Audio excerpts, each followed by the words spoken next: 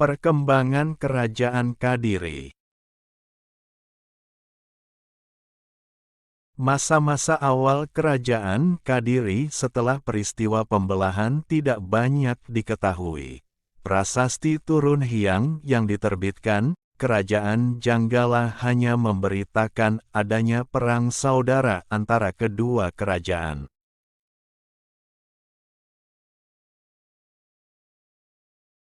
Sepeninggal Raja Airlangga, sejarah Kerajaan Kadiri mulai diketahui dengan adanya prasasti Mataji dan prasasti Banjaran. Setelah Raja Sri Jitendra Kara diketahui terdapat raja bernama Sri Bameswara, berdasarkan prasasti Karanggayam. Selanjutnya dalam prasasti Hantang raja yang memerintah sudah berganti Sri Jayabaya. Panjalu di bawah pemerintahan Sri Jayabaya berhasil menaklukkan Kerajaan Janggala dengan semboyannya yang terkenal di dalam prasasti Ngantang, yaitu Panjalu. Jayati, yang berarti Kadiri menang. Pada masa pemerintahan Sri Jayabaya, inilah, Kerajaan Kadiri mengalami masa kejayaannya. Wilayah kerajaan ini meliputi seluruh Jawa dan beberapa pulau di Nusantara, bahkan sampai mengalahkan pengaruh kerajaan Sriwijaya di Sumatera. Hal ini diperkuat dalam kronik Tiongkok yang berjudul Ling Wai Taita karya Chou Ku Fei tahun 1178. Dijelaskan bahwa pada masa itu negeri paling kaya selain Tiongkok secara berurutan adalah Arab, Jawa dan Sumatera. Saat itu yang berkuasa di Jazirah Arab adalah Bani Abbasiyah. Di Jawa ada Panjalu, sedangkan Sumatera dikuasai oleh Sriwijaya. Pada prasasti Talan yang berangka tahun 1136 M sisi depan dan 1039 M sisi belakang memuat anugerah dari Raja Jayabaya kepada warga desa Talan termasuk wilayah Panumbangan yang sejak dahulu menyimpan prasasti Ripta Lontar dari masa leluhurnya Wangsa Isyana, yaitu Airlangga. Raja Jayabaya kemudian meneguhkan kembali prasasti Ripta tersebut ke Linggopala atau prasasti. Dengan memberi cap kerajaan bersimbol Garuda Muka, serta menambahkan anugerah lain kepada warga Talan karena telah berbakti kepada Raja Airlangga yang memakai Garuda Muka sebagai cap dari kerajaannya.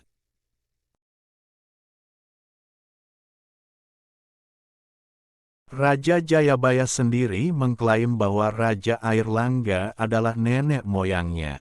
Di dalam prasasti Jaring dari masa pemerintahan Sri Gandra untuk pertama kalinya memuat nama hewan yang dipakai sebagai nama depan para pejabat kerajaan. Misalnya Menjangan Puguh, Lembu Agra, Kebo Waruga, Tikus Jinada dan Macan Kuning.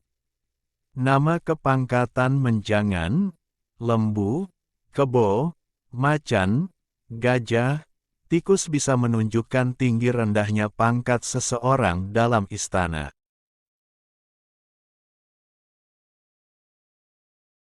Nama-nama hewan untuk kepangkatan istana juga masih terus berlanjut di masa kerajaan Singhasari dan Majapahit setelah Kadiri runtuh.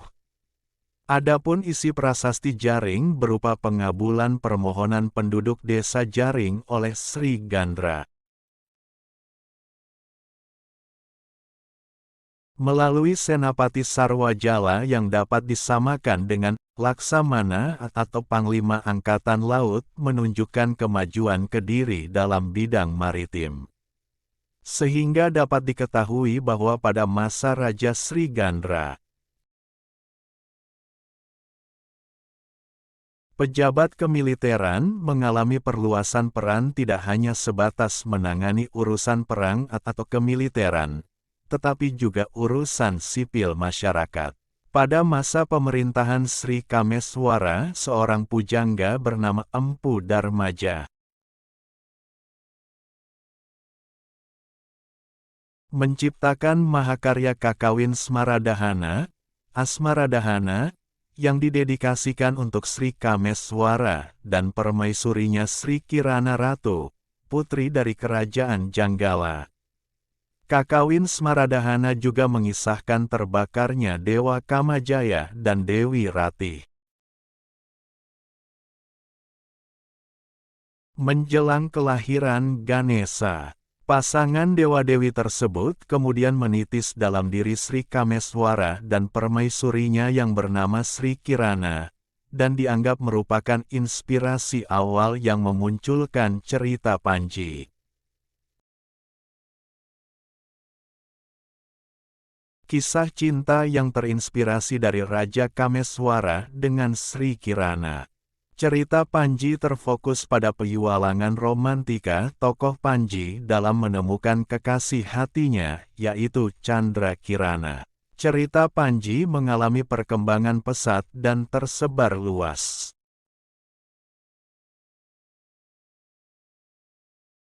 Teman-teman tolong subscribe dan nyalakan lonceng channel Momo Ayo Belajar ini supaya dapat informasi menarik lainnya. Terima kasih.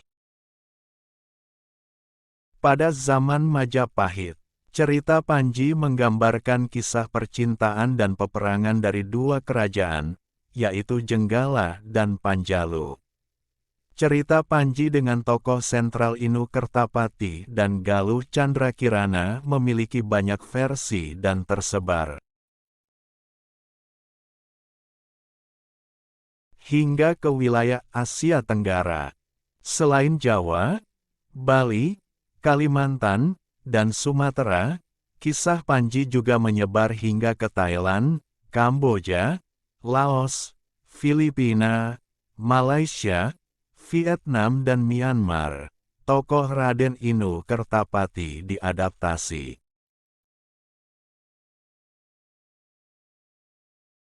dalam karya sastra dan drama tari dengan nama yang bervariasi, seperti Inao, Siam, Inaf, Einao, Khmer, atau Enaung, Birma, sementara Dewi Sekartaji dikenal sebagai Bus Saba, Besaba.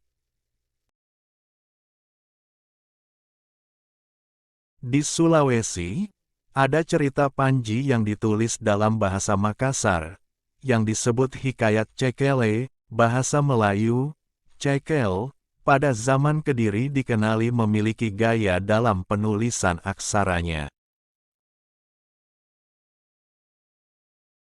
Yang disebut dengan aksara Kadiri kuadrat yaitu merupakan aksara Kawi yang ditulis besar dan tebal, serta memiliki ciri khas penulisannya tersendiri yang menonjol, dengan bentuk huruf umumnya menyerupai persegi empat, dan ditulis timbul.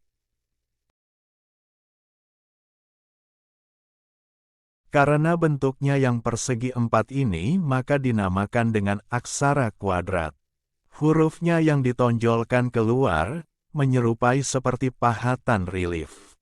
Juga dihiasi ukiran tumbuh-tumbuhan beserta ornamentasi ular dan lainnya. Menjadikan aksara Kadiri kuadrat selain indah juga sebagai identitas budaya dari masa Kerajaan Kediri. Pada masa kejayaan Kerajaan Kadiri, aksara kuadrat juga berfungsi menunjukkan pengaruh pada daerah-daerah di sekitarnya. Persebaran aksara Kadiri.